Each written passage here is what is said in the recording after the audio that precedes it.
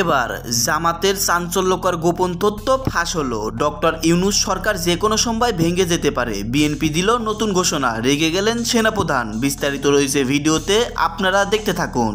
এখতিয়ারের বাইরে অন্তর্বর্তী সরকার কোনো সংস্কারের উদ্যোগ নেবে না এমন আশা প্রকাশ করেছেন বিএনপির ভারপ্রাপ্ত চেয়ারম্যান তারেক রহমান। বর্তমান সরকারের প্রতি সবার আস্থা আছে, তবে এমন কোনো কাজ করা যাবে না যাতে সরকার সংকটে পড়তে পারে। 18 মাস সময় আসলে ডক্টর মোহাম্মদ ইউনূস তিনি পাবেন না। কেউ বলছেন যে আবার নতুন করে একটা বিদ্রোহের প্রেক্ষাপট তৈরি হচ্ছে। ডক্টর ইউনূসের অন্তর্বর্তী সরকারের প্রতি আস্তে আস্তে সম্ভবত রাজনৈতিক দলগুলোর অবস্থান কিছুটা বিগড়ে যাচ্ছে। ব্যারিস্টার রুমিন ফারহানা বলছেন, জুলাই আগস্ট মাসের অভ্যুত্থান আকস্মিকভাবে ঘটে যাওয়া কোনো ঘটনা নয়, এর সাথে অনেক দুঃসহ স্মৃতি জড়িত আছে। যদি সুষ্ঠু নির্বাচন হয় তাহলে বিএনপি একা 250টি আসনে জয়লাভ করবে। আসসালামু আলাইকুম সম্মানিত দর্শক শ্রোতা, আজকের এই ভিডিওটি অত্যন্ত গুরুত্বপূর্ণ। দর্শক শ্রোতা, ডক্টর ইউনূসের এই সরকারটি ভেঙে যেতে পারে যে কোনো মুহূর্তে, এমনই গোপন সূত্রে জানা গেছে। তাছাড়া দর্শক শ্রোতা, জামাত বেঁকে বসেছে, ডক্টর ইউনূসের বিরুদ্ধে যাচ্ছে জামাত দল। সম্মানিত দর্শক শ্রোতা, সেই সাথে বিএনপি নেতা রুমিন ফারহানা কঠিন হুঙ্কার দিয়েছেন। তিনি বলেছেন বিএনপি 250টা আসন পাবে নির্বাচন হলে, কিন্তু জামাত 50টা আসনও পাবে না। দর্শক শ্রোতা, আজকের এই ভিডিওটি সব মিলিয়ে চাঞ্চল্যকর তথ্য রয়েছে। আজকের এই ভিডিওতে যেসব গুরুত্বপূর্ণ ইনফরমেশন রয়েছে আপনারা শুনলে রীতিমতো অবাক হয়ে যাবেন। দর্শক শ্রোতা, তো বেশি কথা বাড়াবো না, আমরা ভিডিও ক্লিপে চলে যাব। ভিডিও শুরু করার আগে ছোট্ট একটি রিকোয়েস্ট, চ্যানেলে নতুন হলে চ্যানেলটাকে অবশ্যই সাবস্ক্রাইব করবেন। তো চলুন আমরা ভিডিওগুলো দেখে নেই। আসসালামু আলাইকুম। প্রায় 2 মাসের কাছাকাছি হয়েছে আমাদের অন্তর্বর্তী সরকার ডক্টর মোহাম্মদ ইউনূসের সরকার দায়িত্ব গ্রহণ করেছেন। এরই মাঝখানে মানুষের যে আশা আকাঙ্ক্ষা বা রাজনৈতিক দলগুলোর যে চাওয়া পাওয়া ছিল, সকল কিছু মিলিয়ে ডক্টর ইউনূসের সরকার এই মুহূর্তে কতটা সফল কতটা বিফল এমনটা অঙ্ক করছেন অনেকে। আবার কেউ কেউ ভাবছেন যে 18 মাস বা 2 বছর বা প্লাস যে সময়টা এই সংস্কার ইস্যুতে সরকার কাটাতে চাচ্ছেন, সেই সময়টাতে আদৌ কি কোনো পরিবর্তন আসবে, বা যে পরিবর্তনগুলো আনবেন সেই পরিবর্তনগুলো পরবর্তী রাজনৈতিক সরকার ক্ষমতায় যাওয়ার পরে তারা কি সেগুলোকে বলবৎ রাখবেন নাকি সেগুলোকে আবার রিসংস্কার করে ফেলবেন। এই যখন হিসেব নিকেশ, অনেকে বলছেন যে 18 মাস সময় আসলে ডক্টর মোহাম্মদ ইউনূস তিনি পাবেন না। কেউ কেউ বলছেন যে আবারও নতুন করে একটা বিদ্রোহের প্রেক্ষাপট তৈরি হচ্ছে। এখনো যেই ভাষাগুলো যে জিনিসগুলো ভাষাতে আছে সেগুলো পরবর্তী সময় রাজপথে নামবে। আর যদি এমনটাই হয় তাহলে চাপের মুখে পড়ে ভেঙে যাবে ডক্টর ইউনূসের এই অন্তর্বর্তী সরকার। আর নির্বাচন নিয়ে যে রূপরেখা দেওয়া হয়েছে, রোডম্যাপ দেওয়া হয়েছে, সেটাও খুব বেশি দিন টিকবে না। হয়তোবা 18 মাসের আগেই বাধ্য হয়ে ডক্টর মোহাম্মদ ইউনূসের সরকারকে নির্বাচন দিয়ে দিতে হবে। আসলে কেন এমনটা হচ্ছে? প্রথম জিনিস, একেবারে নাম্বার 1, আমরা রাজনৈতিক দলগুলোর ইস্যুগুলো যদি বাদ দিই, আমজনতার কাছে এই যে বৈষম্যবিরোধী ছাত্র আন্দোলনের যে সমন্বয়করা ছিল, আপনি দেখেন 2 মাস পরে নাহিদ বলেন, আসিফ বলেন, সার্জিস বলেন, হাসনাত বলেন, এই নামগুলোর প্রতি মানুষের মধ্যে এক ধরনের বিরক্তি ভাব চলে আসছে, বিশেষ করে যারা রাজনৈতিক দলগুলোর কর্মীরা আছেন। এর পাশাপাশি জনগণের মধ্যেও তাদের প্রতি একটা বিরূপ প্রতিক্রিয়া আসছে বেশ কিছু কারণে। সোশ্যাল মিডিয়ার প্ল্যাটফর্ম, এখানে আমরা যখন দেখছি যে 2 মাস সময় হয়ে গেল, এখনও অনেক মানুষ চোখের মধ্যে গুলি নিয়ে ঘুরছে, অনেক মানুষ আপনার চিকিৎসা করতে পারছে না টাকার অভাবে, অনেক মানুষ কান্নাকাটি করছে, মারা যাচ্ছে। অপরদিকে সার্জিস, হাসনাত বা নাহিদরা রাষ্ট্রের সর্বোচ্চ সুযোগ সুবিধা ভোগ করছে, কেউ সরকারিভাবে কেউ বেসরকারিভাবে।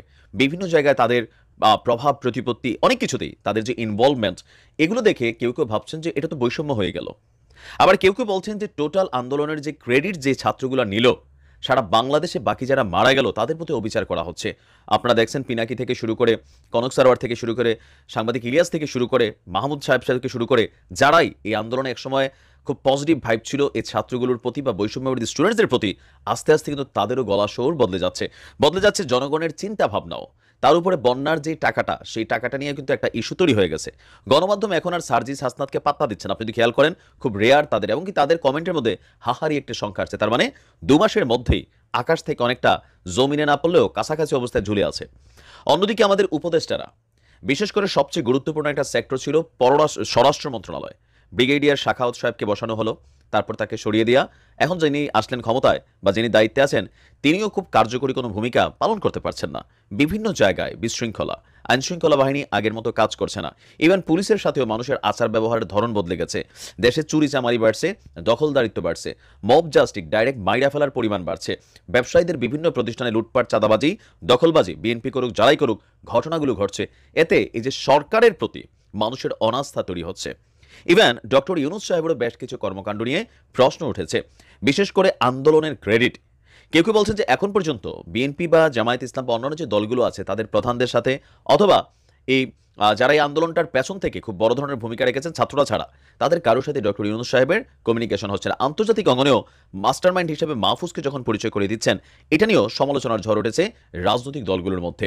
তিনি আসলে কি সংস্কার করছেন, কেমন সংস্কার করছেন, এগুলো নিয়েও প্রশ্ন উঠছে। আবার সংবিধান পরিবর্তন নিয়ে তিনি যে ভূমিকা রাখছেন, সেখানেও প্রথমকে একজন দায়িত্ব দেওয়া, তাকে সরিয়ে দেওয়া, আবার আরেকজনকে দায়িত্ব দেওয়া। আলী রিয়াজ সাহেব মার্কিন বাংলাদেশের যৌথ নাগরিকত্ব, আবার কেউ বলছেন তিনি ন্যাটো ঘেঁষা একটা ব্যক্তি। এরকম নানান আলোচনা সমালোচনা আছে। তো এখন স্বাভাবিকভাবে বাজারের অবস্থা দেখেন খুবই খারাপ। সরকার ডিমের দাম, মুরগির দাম সহ বেশ কিছু জিনিসের দাম বেঁধে দিয়েছে, কিন্তু মনিটরিং নাই। ব্যবসায়ীরা এগুলো মানছে না, পাত্তা দিচ্ছে না। অপরদিকে সমন্বয়ক একটা খেলা শুরু হয়ে গেছে। প্রকৃত সমন্বয়কদের বাহিরে আরেকটা সমন্বয় গ্রুপ তৈরি হয়েছে, বলছে তোমরা ভুয়া, আমরা আসল।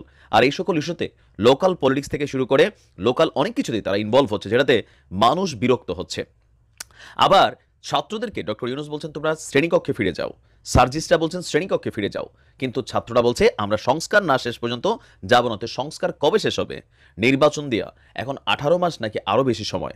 আবার যিনি প্রধান আমাদের নির্বাচনী উপদেষ্টা আছেন এই কমিশনের, তিনিও বলছেন যে 18 মাসে হবে কিনা, সময়টা আরো বেশি লাগতে পারে। মানে মোটামুটি আসলে স্পেসিফিক কোনো অবস্থান নেই। আবার দিন শেষে একটা রাজনৈতিক দল ডক্টর ইউনূস সরকারের সবচেয়ে বেশি সমর্থন করেছিল জামায়াত ইসলাম। জামায়াত ইসলামের আমিরও কিন্তু এবার ভিন্ন সুরে কথা বলা শুরু করেছেন, ভিন্ন সুরে কথা বলছেন ইসলামিক রাজনৈতিক দলগুলো। তারপর সকল কিছু মিলিয়ে একটা হযবরল অবস্থায় আছে। পার্বত্য অঞ্চলে বিদ্রোহ জেগে উঠেছে, সেনাবাহিনীর ক্যাম্পগুলো নাকি সেখান থেকে সরাই নেওয়া হয়েছে। তো সকল কিছু মিলায়া এই লম্বা পথ পাড়ি দিতে ডক্টর মোহাম্মদ ইউনূসকে অনেকটা কাঠখড় পোড়াতে হবে। তো কেউ কেউ বলছেন যে আস্তে আস্তে রাজনৈতিক দলগুলোর নেতারা কৌশলে এখন কথা বলছেন, কিন্তু সামহাও এটা রাজপথে গড়াতে পারে। এখন যদি এমনটাই হয় যে বিএনপি, জামায়াত ইসলাম, ইসলামিক দলগুলো তারা রাজপথে নামে, তাহলে কি ডক্টর ইউনূস সরকারের সেই শক্তি আছে যে তাদেরকে দমন করার বা সামহাও এই আন্দোলনগুলো যেন না হয়? আর এটা তো করারও সুযোগ নাই। তাহলে পরিস্থিতি কোন দিকে যাবে? বৈষম্য বিরোধী ছাত্র আন্দোলনের নেতারা, তারা মানে সমন্বয়করা যারা আছে, তারা ভাবছিল যে তাদের পিছনে এখনো লাখো লাখো মানুষ আছে, কিন্তু আপনি গইনার 1 সপ্তাহ বা 1 মাস পরে যদি তারা ডাক দেয়, দেখবেন পিছনে অর্ধেক নাই। আর যারা আছে এদের মধ্যে অনেকে আবার আছে আওয়ামী লীগ। কারণ কি, এখন তারা সমন্বয়ক পরিচয় দিয়ে কিন্তু বিভিন্ন জায়গায় চলাফেরা করতে বাধ্য হচ্ছে। ভেতরে ভেতরে যারা আওয়ামী লীগ ছিল, পদ পদবিতে ছিল না, তারা কিন্তু একটা সেফ জোনে আছে। বাট তাদের মধ্যেও কিন্তু একটা বড় গ্রুপ এই মুহূর্তে সমন্বয়কদের মধ্যে আছে। কারণ বেশ কয়েকটা যেই হত্যাকাণ্ডগুলো ঘটেছে, সেখানেও দেখা গেছে যে ছাত্রলীগের অনেক নেতাকর্মী বা আরও অন্য দলেরও নেতাকর্মী ছাত্র দলেরও আছে। তো এরকম অনেক কিছুতে কিন্তু তারা কানেক্টেড আছে। সার্জিস নাহিদদের এই যে উত্থানটা ছিল, এই ক্রেডিট নেওয়ার খেলা, প্লাস আমি প্রথমে বলছিলাম যে রাষ্ট্র কর্তৃক একজন মন্ত্রীকে যতগুলো সুযোগ সুবিধা দেওয়া হয়, এই সুযোগ সুবিধাগুলো তাদের নেওয়া উচিত না। ভালো সুযোগ সুবিধা, মাসে প্রায় 8-10 লাখ টাকার কিন্তু একটা প্যাকেজ আছে সুযোগ সুবিধাতে, তো তারা কিন্তু সবাই নিচ্ছে। তো এগুলাতে মানুষের কাছে বিতর্ক হচ্ছে। কেউ মনে করতেছে তোমরা বৈশা লাড্ডু খাচ্ছ, মুরগি খাচ্ছ, চিকেন খাচ্ছ, রাষ্ট্রীয় খরচে তোমরা অনেক কিছু করছো, আর আমরা একটা চিকিৎসার সুবিধা পাচ্ছি না। তোমরা ঘোষণা দিয়েছিলে সব চিকিৎসা করা হবে, কিন্তু কার্যত প্র্যাকটিক্যালি সেটা কতটুকু পালন করা হচ্ছে, এটার মনিটরিং নাই। মনিটরিং থাকলে সেটার বাস্তবায়ন না। এগুলোতে আস্তে আস্তে পরিবর্তন হচ্ছে। তো ডক্টর ইউনূস সরকারের জন্য কিছুটা অশনি সংকেত, যদি পরিস্থিতিকে কন্ট্রোলে নিতে না পারে হার্ট অ্যান্ড সোল, দেন সামনে একটা নেগেটিভ দিন আসছে। দেখা যাক কি হয়। আসসালামু আলাইকুম, আমি নাইম দক্ষিণ কোরিয়া থেকে। ডক্টর ইউনূসের অন্তর্বর্তী সরকারের প্রতি আস্তে আস্তে সম্ভবত রাজনৈতিক দলগুলোর অবস্থান কিছুটা বিগড়ে যাচ্ছে। একদিকে বিএনপি প্রথম থেকেই আপনার অ্যাজ সুন অ্যাজ পসিবল নির্বাচনটা যেন ডক্টর ইউনূস সরকার দিয়ে দেয়, সংস্কারের কাজকর্ম পরবর্তী সময় একটা রাজনৈতিক সরকার এসে করবে, কারণ এই সংস্কার প্রক্রিয়াটা একটা বিশাল প্রক্রিয়া। এমনটা দাবি করে নির্বাচন ইস্যুতে বিএনপি সরব। পাশাপাশি আপনি যদি দেখেন আরও যে দলগুলো আছে, বিএনপির সমমনা গণ অধিকার পরিষদ বা জোনায়েদ সাকির যেই দল আছেন বা এবি পার্টি যে আছেন, সবাই মোটামুটি নির্বাচনটা খুব দ্রুতই চেয়ে বিভিন্ন ভাষায় বিভিন্ন রকম বক্তব্য দিয়ে সরকারকে একটা চাপ তৈরির চেষ্টা করেছে। তবে শুরু থেকে একটু ভিন্ন ছিল জামায়াত ইসলাম।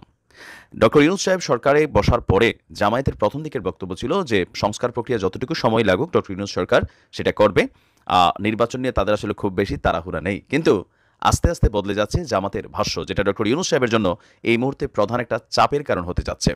কারণ প্রত্যেকটা রাজনৈতিক দল তারা যদি ধরেন একটা সুরে কথা বলে, তখন হবে কি, পরিস্থিতি বদলে যাবে। অলরেডি তারিক জিয়ার দেশে ফেরা ইস্যু নিয়ে আপনার বিএনপি কিন্তু আলটিমেটাম দিয়েছেন, যদি তার মামলা প্রত্যাহার করে তাকে দেশে ফেরার সুযোগ দেওয়া না হয়, তাহলে রাজপথে নামতে বাধ্য হবে এই সরকারের বিপরীতেই।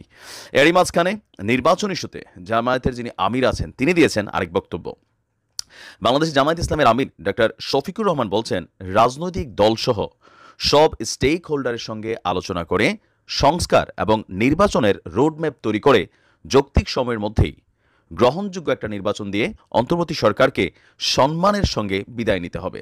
ফোকাস পয়েন্ট হচ্ছে আপনার নির্বাচনের রোডম্যাপ তৈরি করে যৌক্তিক সময়ের মধ্যে গ্রহণযোগ্য নির্বাচন দিয়ে অন্তর্বর্তী সরকারকে সম্মানের সাথে বিদায় নিতে হবে রাজনৈতিক দলসহ সব স্টেক হোল্ডার। তাহলে প্রশ্ন হচ্ছে, ডক্টর ইউনূস সাহেবের সরকার ক্ষমতায় বসার পর কেউ কেউ বলছেন যে রাজনৈতিক কোনো দলের যারা প্রধান আছেন অথবা যারা দায়িত্বশীল নেতারা আছেন তাদের সাথে শুধুমাত্র শেখ হাসিনা সরকারের বিদায়ের পরই একবার সম্ভবত সবার সাথে বৈঠক করেছিলেন বাই রোটেশন। এরপর দলীয় প্রধানদের সাথে সরকারের কোনো ধরনের কমিউনিকেশন নাই। নির্বাচন ইস্যুতে, সংস্কার ইস্যুতে কী সংস্কার হচ্ছে, কতদিন পরে নির্বাচন হবে বা নির্বাচনের রোড ম্যাপটা কি, এই বিষয়ে আসলে ডক্টর ইউনূস সাহেবের স্পেসিফিক কোনো অবস্থান নেই। সেখানে সমন্বয়কদের মধ্যে যারা আছেন তাদেরকে নিয়ে এই মুহূর্তে আপনার অনেকটা বেশি ফোকাস করে যাচ্ছেন ডক্টর ইউনূস সাহেবের সরকার। তো এই সকল কিছু থেকে আরেকটা ভয় তৈরি হয়েছে অনেকের মধ্যে যে ভারত পেছন থেকে কোনো গুটিবাজি করছে কিনা, অথবা মার্কিন যুক্তরাষ্ট্র যাদেরকে আমরা খুব মিত্রশক্তি ভাবি, কিন্তু পৃথিবীর কোনো মুসলিম রাষ্ট্রের সাথে আপনি এদের ভালো বন্ধুত্ব দেখবেন না। আমেরিকার সাথে বন্ধুত্ব হচ্ছে আপনার মুসলিম রাষ্ট্রগুলোর পরিণতি আপনি ইরাককে দেখেন, সিরিয়াকে দেখেন, ইরানের নমুনা দেখেন, বা আরও যেই রাষ্ট্রগুলো আছে বা আফগানিস্তানে দেখেন, পাকিস্তানের নমুনা দেখেন। যখনই যেই রাষ্ট্রটার সাথে গিয়ে এরা বন্ধুত্ব করছে সেই রাষ্ট্রটার 12টা বাজায় দিছে। আর ফাইনালি আমেরিকার সাথে বন্ধুত্ব করে খুব বেশি সুযোগ সুবিধা বা একটা দেশ খুবই স্থিতিশীল শান্ত অবস্থায় আছে এমন কিন্তু নেই।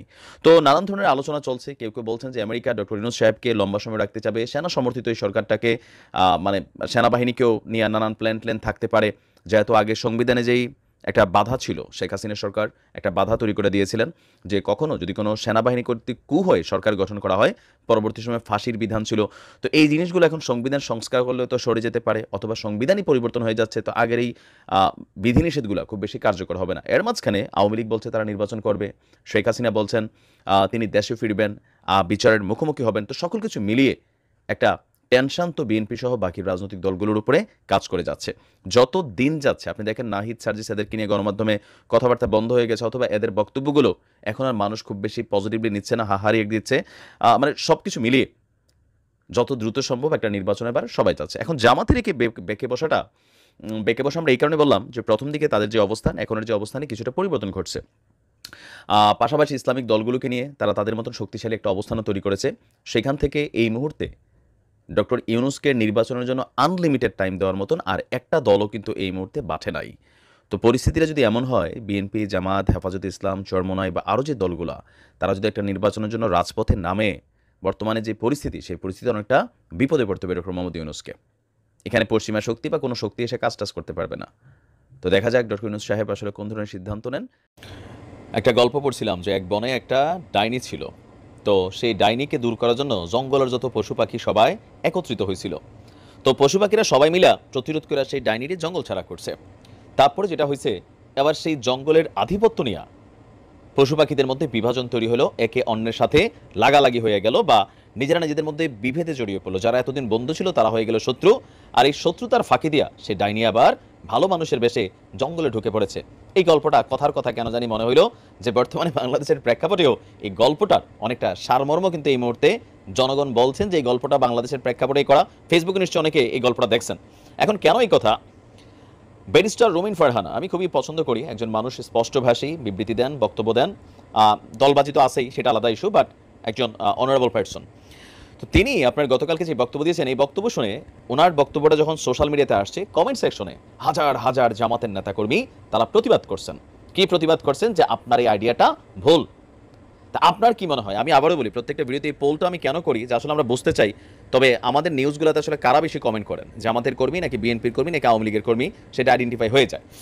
তো সাবেক সংসদ সদস্য এবং বিএনপির সহ আন্তর্জাতিক বিষয়ক সম্পাদক ব্যারিস্টার রুমিন ফারহানা বলছেন, জুলাই আগস্ট মাসের অভ্যুত্থান আকস্মিকভাবে ঘটে যাওয়া কোনো ঘটনা নয়, এর সাথে অনেক দুঃসহ স্মৃতি জড়িত আছে। যদি সুষ্ঠু নির্বাচন হয় তাহলে বিএনপি একা 250টি আসনে জয়লাভ করবে আর অন্যান্য দলগুলো পাবে 50টা। তার মানে সর্বশেষ সম্মত 1996 সালে জামাত এককভাবে নির্বাচন করছিল। ওই সময় আমার খেয়াল নাই জামাত আসলে কটা সিট পেয়েছে, 30-40টা বা প্লাস মাইনাস হতে পারে, যাই হোক। তো ওই সময় এককভাবে নির্বাচন করে 30-40টা পেলে আজকে 2024-এ আইসা জামাত যদি এককভাবে নির্বাচন করে তাহলে কয়টা সিট পাবে? এখন জামাত তো এককভাবে নির্বাচনের দিকে যাচ্ছে না। গতকালকে জামাতের আমির যে বক্তব্য দিয়েছেন আপনারা নিশ্চয়ই খেয়াল করেছেন, সমমনা ইসলামিক দলের মাঝখানে মাঠের ভোটার হিসাব করলে, পাওয়ার হিসাব করলে সারা বাংলাদেশে কম বেশি হেফাজতে ইসলাম, তারপর হচ্ছে চরমোনাই পীর, এর বাহিরেও জামাত সহ 3টা দলের বাহিরেও আরও 8টা দল, টোটাল 11টা দলকে একত্রিত করে একটা ইসলামিক ধাঁচের সরকার তৈরি করার জন্য সর্বোচ্চ প্রচেষ্টা চালাচ্ছে জামাত।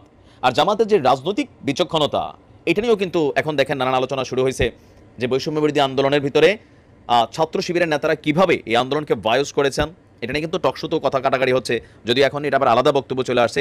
তো সকল কিছু মিলেয়া জামাতের রাজনৈতিক পরিকল্পনা অনেক এই মুহূর্তে আপডেট ভার্সনে আছে। আর রুমিন ফারহানা যখন এই কথা বললেন, তো কমেন্টের মধ্যে ম্যাক্সিমাম মানুষের বক্তব্য হচ্ছে জামাত যদি ক্ষমতায় নাও যায় তাহলেও প্রায় ধরেন মানে বিএনপির কাছাকাছি পরিমাণ সিট পাবে। তা আপনি কি মনে করছেন যে এটা কি আদৌ সম্ভব? যদি সুষ্ঠু নির্বাচন হয় 18 মাস পরে, তাহলে কি আসলে রুমিন ফারহানার যে ক্যালকুলেশন যে জামাত অন্যান্য দলগুলো মিলে 50টা পাবে, তার মানে জামাতে তো 30-40টা পাইতে পারে আর বিএনপি 250টা পাবে, আপনার কাছে কি মনে হয় যে ওনার প্রেডিকশন কি সঠিক নাকি ভুল? তবে যত জায়গায় নিউজটা আসছে কমেন্টে আমরা দেখলাম জামাতের নেতাকর্মীরা বলছে যে না, বিএনপি পাবে হয়তো 50টা, জামাত পাবে 250টা। তবে এটাও সম্ভব না, বিএনপি একটা বড় দল, তাদের অনেক ভোটার আছে, হয়তো সোশ্যাল মিডিয়াতে অ্যাক্টিভ না। তো আপনার কি মনে হয় লিখতে পারেন। সম্মানিত দর্শক শ্রোতা, আপনারা বিস্তারিত ভিডিওতে দেখতে পারলেন জামাতের বর্তমানে অবস্থা। দর্শক শ্রোতা, জামাত কি করতে চাচ্ছে, তাদের পরিকল্পনা কি, সকল গোপন তথ্য, চাঞ্চল্যকর বিষয় আপনারা জানতে পারলেন। তাছাড়া দর্শক শ্রোতা, আজকের এই ভিডিওতে প্রবাসী নাইম ভাই বিস্তারিত আলোচনা করলো এই ডক্টর ইউনূস সরকার যে কোনো সময় ভেঙে যেতে পারে, এই সরকার যে কোনো সময় ভেঙে চুরমার হয়ে যেতে পারে। দর্শক শ্রোতা, এই সরকার 2 বছর কোনো সময় টিকবে না, কারণ 2 বছর পরে নির্বাচন দেওয়ার ঘোষণা দিয়েছিলেন সেনাপ্রধান। অপরদিকে বিএনপি থেকে ঘোষণা এসেছে যদি সঠিক মতন নির্বাচন হয় তাহলে বিএনপি দল 250টা আসন পাবে, জামাত 50টা আসনও পাবে না, যা ভাষণে বলেছেন রুমিন ফারহানা। যাই হোক, আজকের এই ভিডিওতে আপনারা বিস্তারিত বুঝতে পারলেন, বিস্তারিত শুনতে পারলেন, চাঞ্চল্যকর বিষয় আপনারা জানতে পারলেন। তো এই সম্পর্কে আপনাদের ব্যক্তিগত মতামত থাকলে ভিডিওর কমেন্ট বক্সে অবশ্যই জানিয়ে দিবেন। ধন্যবাদ আজকের এই ভিডিওর সঙ্গে থাকার জন্য।